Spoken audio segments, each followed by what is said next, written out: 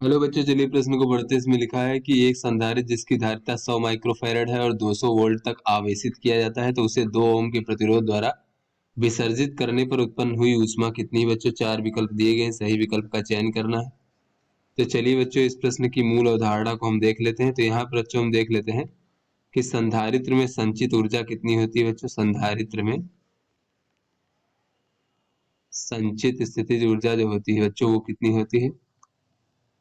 तो U बराबर होता है 1/2 CV का वर्ग, जहां पे C संधारित्र की धारिता और V क्या है बच्चों, प्लेटों के बीच विभवांतर। तो चलिए बच्चों अपने प्रश्न को हल करते हैं। तो यहाँ पर बच्चों कहा जा रहा है कि एक संधारित्र है जिसकी धारिता जो है बच्चों 100 माइक्रो फैरड है, यानी कि 10 की घात -4 फैरड है।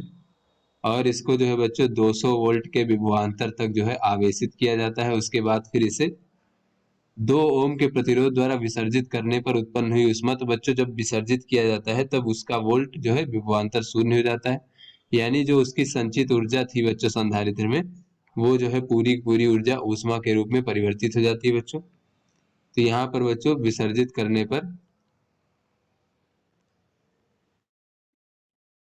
जो संधारित्र में संचित ऊर्जा थी बच्चों U, वो ऊष्मा के रूप में परिवर्तित हो जाती है बच्चों, ऊष्मा के रूप में परिवर्तित हो जाती है। तो यहां से बच्चों हम कह सकते हैं कि अतः